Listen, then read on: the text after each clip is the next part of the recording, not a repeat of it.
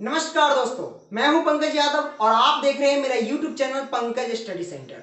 दोस्तों, आज की इस वीडियो में आपको बताऊंगा आंख से रिलेटेड कुछ ऐसे महत्वपूर्ण ऑब्जेक्टिव क्वेश्चन जो आपके हर एग्जाम में काम आने वाला है। यदि आपसे किसी भी एग्जाम में हो, चाहे क्लास 10 का एग्जाम हो, चाहे 12th का हो, चाहे कॉम्पिटेटिव एग्जाम हो, उन सभी एग्जाम में अगर आज का इस वीडियो देख लीजिएगा ना, तो इससे ज्यादा क्वेश्चन नहीं आ सकता। यह मेरा चैलेंज है। अगर आपको लगता है कि इससे ज्यादा पूछा गया, अगर मैं बताऊं और उसके बाद कि आपको लगे कि ये क्वेश्चन आपसे छूट गया है, ऐसी बात है, तो आप हमें कमेंट कीजिएगा कि आखिर आंख का कौन सा क्वेश्चन मैंने छोड़ दिया। क्योंकि आज हम बहुत ही अच्छे से स्टडी करके पूरा आंख के बारे में हम जानकारी लिए हैं, फिर हम आपको अब मैं वीडियो बना करके दे रहा हूं आपको जानकारी। जी हाँ दोस्तों, तो चलिए दोस्तों, इस शानदार लेसन को शानदार तरीके से शुरुआत करते हैं। फ्रेंड्स, आज का हमारा पहला क्वेश्चन है, किसी भी वस्तु का प्रतिबिंब आंख के किस भाग पर बनता है। पहले आप क्वेश्चन समझिए। इसको कहा जा रहा है कि किसी भी वस्तु का प्रतिबिंब आंख के किस भाग पर बनता है। प्रतिबिंब का मतलब होता है फोटो, यूं कहे तो छाया, या फिर कह लो तो इमेज। इस तरह से हम जान सकते हैं प्रतिबिंब को। यानी जब हम किसी वस्तु को देखते हैं, जैसे कि आप अभी मुझे देख रहे हैं फोन में, ठीक है, तो आप जो मुझे देख रहे हैं, तो ये जो मैं हूं, मेरा छाया हुआ, तो मेरा छाया आपकी आंख के किस भाग पर बनता है, कहने का मतलब यह हुआ। तो दोस्तों, इसका जो सही आंसर है वह है दृष्टि पटल, जिसे हम अंग्रेजी में रेटिना भी बोलते हैं। उम्मीद है कि यह डाउट आपको क्लियर हो गया होगा। लेकिन गौर करने वाली बात यह है कि प्रतिबिंब आंख के दो भाग पर बनता है। एक तो रेटिना पर बनता ही है, लेकिन साथ ही साथ पीत बिंदु पर भी बनता है। अब आप कहोगे सर पीत बिंदु पर बनता है तो एग्जाम में आएगा तो हम क्या लिखेंगे, पीत बिंदु लिखेंगे या फिर दृष्टि पटल लिखेंगे। गाइस, मैं आपको बता दूं कि रेटिना के जस्ट ऊपर पीला कलर का एक भाग होता है जिसे हम पीत बिंदु कहते हैं, और पीत बिंदु पर किसी भी वस्तु का प्रतिबिंब साफ बनता है, यानी क्लियर। यूं कहो तो एचडी मतलब साफ, पूरा क्लीन बनता है। कहां बनता है? तो पीत बिंदु पर। कहने का मतलब यह है कि जब आपके एग्जाम में ऐसे पूछा जा सके कि किसी भी वस्तु का स्पष्ट प्रतिबिंब कहां बनता है, यानी आपके किस भाग पर बनता है, तो आप कहोगे पीत बिंदु पर बनता है। अगर कहा जाए कि किसी भी वस्तु का प्रतिबिंब आंख के किस भाग पर बनता है, तो आप नॉर्मल बात है जवाब दे दीजिएगा रेटिना, या यूं कहे तो दृष्टि पटल। अब बात करते हैं अगले क्वेश्चन की।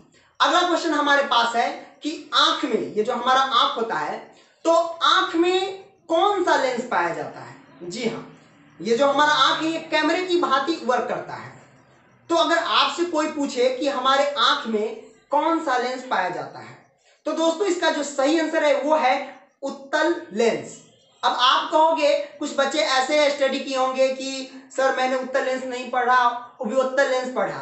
तो दोस्तों मैं बता दूं कि उभयोत्तल लेंस का ही प्रकार है यह, उत्तल लेंस का ही प्रकार आता है उभयोत्तल लेंस।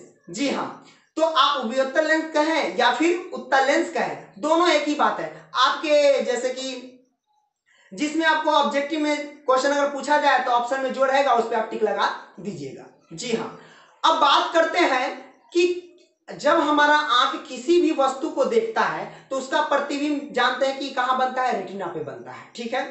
तो आखिर रेटिना पर किसी भी वस्तु का प्रतिबिंब कैसा बनता है। अगर आपसे पूछा जाए कि भाई मैं किसी वस्तु को देख लिया और उसका प्रतिबिंब बन गया रेटिना वाले भाग पर, आंख के पीछे रेटिना होता है, निकाल के मैं नहीं बता सकता हूं, ठीक है।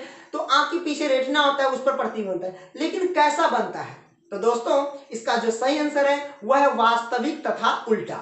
लेकिन इसको आभास करके, कल्पना करके हम किसी वस्तु को सीधा देख पाते हैं। बस, उम्मीद है कि डाउट यहां तक क्लियर हो चुकी होगी। अब बात करते हैं कि जब हम किसी भी वस्तु को देखते हैं, मान लेते हैं कि हमारा यह हाथ, हम इसको देखें, हट गया, मतलब आया और हट गया। तो भाई जब आया और हट गया तो उसका प्रतिबिंब आंख पर कितना समय तक रहता है, यानी हमारे रेटिना पर कितना समय तक रहता है। तो दोस्तों मैं बता दूं आपको कि 1 अपॉन 10 सेकेंड रहता है। इसका मतलब हुआ कि 0.1 सेकेंड तक रहता है। जी हाँ, अगर आपसे मैं पूछूं सवाल कभी या कोई पूछ दे आपसे एग्जाम में, तो अगर ऐसे पूछे कि किसी भी वस्तु का प्रतिबिंब आंख पर कितना समय तक रहता है, यानी आया और चला गया, तो कितना समय तक रहता है, तो आप कहेंगे 1/10 सेकेंड, यानी इसका मतलब यह हुआ कि 0.1 सेकेंड। उम्मीद है कि बात आपको शानदार तरीके से समझ में आ रही होगी। आ रही वीडियो पसंद तो कर दीजिए लाइक दोस्तों, और चैनल पे नए आए हुए हैं तो शुरू से लास्ट तक देखिए। अगर लास्ट तक देखिएगा, अगर आपको पसंद आएगा तो ही सब्सक्राइब कीजिएगा, फोकट के नहीं सब्सक्राइब कीजिएगा, नहीं तो फोकट के नोटिफिकेशन जाएगा तो आप तंग हो जाएंगे। ठीक है, इसीलिए पूरा लास्ट तक देखिए, पसंद आए तो आप क्या कीजिए, सब्सक्राइब कर दीजिएगा। अब बात करते हैं कि रेटिना में 2 प्रकार के कोशिका पाए जाते हैं। जी हाँ, रेटिना में कितने प्रकार के कोशिका पाए जाते हैं, तो आप कहोगे 2 प्रकार की कोशिका। अब ये कौन कौन सा कोशिका है? पहला हमारे पास है शंकु कोशिका और दूसरा क्षण कोशिका। कौन कौन? पहला शंकु कोशिका और दूसरा क्षण कोशिका। ये हमारा क्या है, तो रेटिना में पाए जाने वाले कोशिका है। अब आप कहोगे सर ये शंकु कोशिका का क्या वर्क है और क्षण कोशिका का क्या वर्क है? तो मैं बता दूं फ्रेंड्स आपको कि शंकु कोशिका जो होता है वो रंगों का आभास कराता है। जी हाँ, शंकु कोशिका क्या करता है, रंगों का आभास कराता है। यानी जैसे हम किसी रंग को देखते हैं, लाल, पीयर, उजला जो भी है, तो उस रंग का आभास कौन कराता है, तो वो कराता है शंकु कोशिका। अब बात करते हैं क्षण कोशिका का क्या काम है, यानी रेटिना में जो क्षण कोशिका पाई जाती है उसका क्या काम है। दोस्तों, क्षण कोशिका जो होता है वो क्या करता है, अंधेरे में भी किसी वस्तु का अनुमान लगा लेता है कि वहां कोई चीज है, ऐसे अनुमान लगा लेता है। मान लेते हैं कि आप कहीं मेला गए घूमने, ठीक है, रात के अंधेरे में, ज्यादातर बच्चे मेला घूमते हैं रात में ही। अगर लौटते वक्त क्या होता है कि कभी हो सकता है फ्रेंड के साथ आ रहे हैं और चलते पैदल, तो दूर देखते ही आप कहोगे यार वहां कुछ नजर आ रहा है। यानी मतलब कि कोई भी वस्तु है उसका आभास कराना, अंधेरे में भी आभास कराना, तो भाई वो कौन सी कोशिका कराता है, तो वो कराता है क्षण कोशिका। आ रही नहीं पसंद दोस्तों?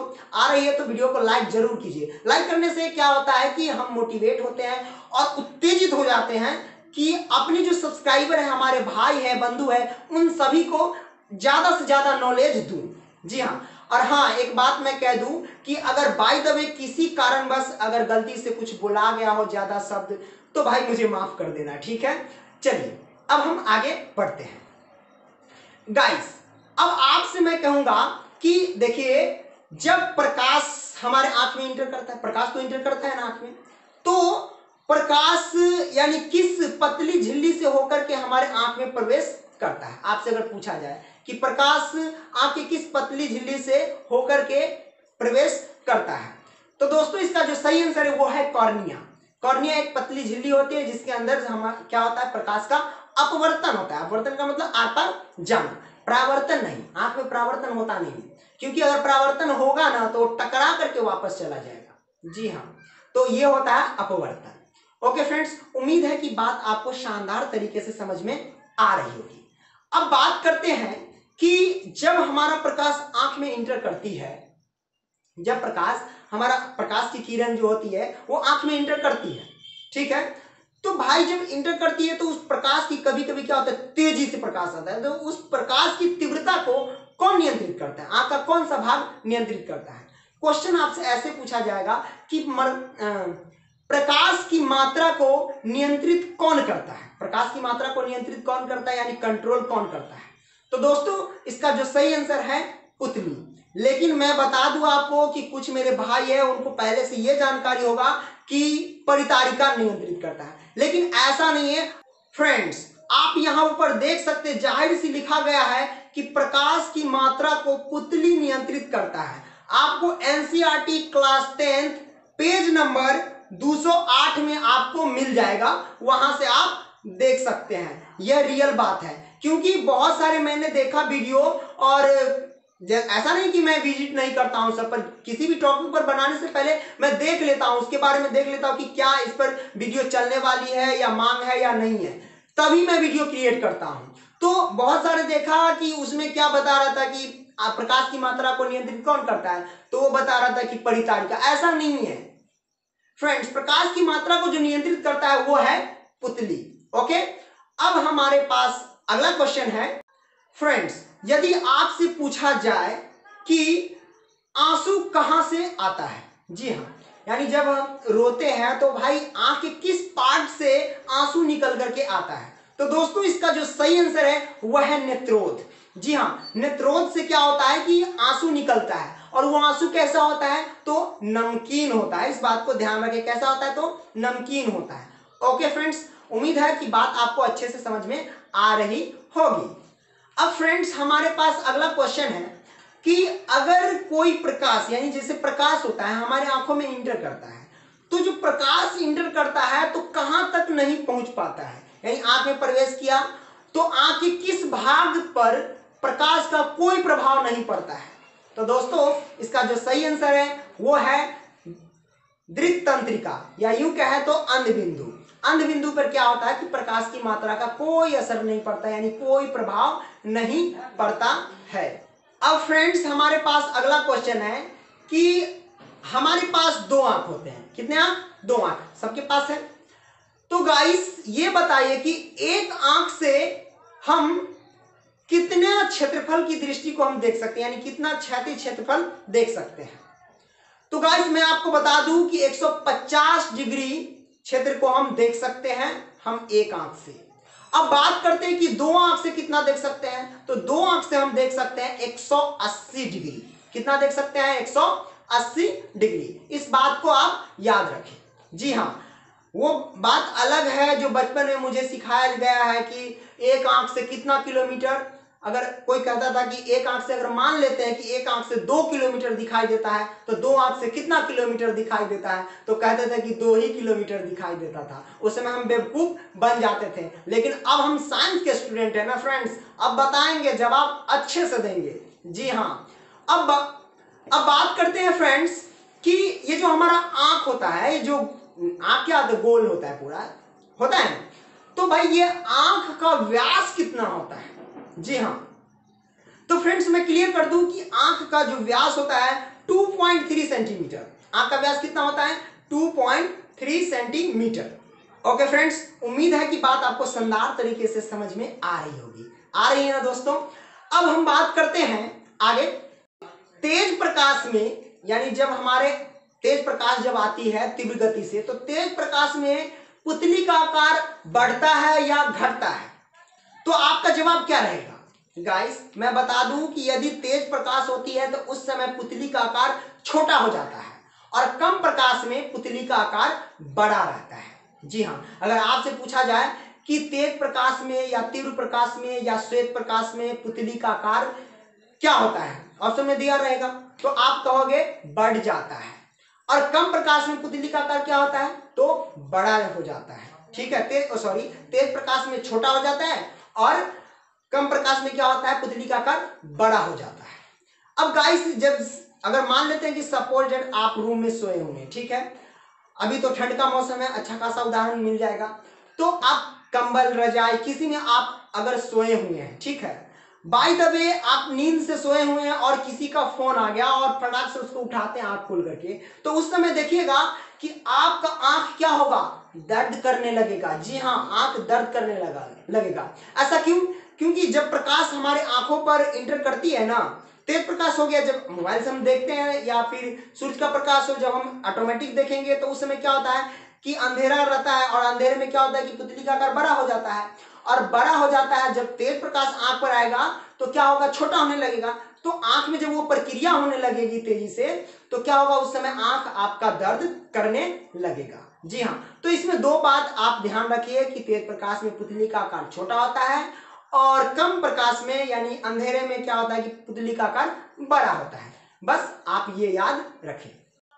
अब फ्रेंड्स अब बात करते हैं जो हमारा पुतली होता है, ये जो पुतली काला वाला भाग होता है आंख में हमें देख सकते हैं, ठीक है, तो पुतली जो होता है, तो भाई ये पुतली के आकार को नियंत्रित कौन करता है, यानी पुतली के साइज को कौन दर्शाता है, तो दोस्तों इसका जो सही आंसर है वो है परितारिका।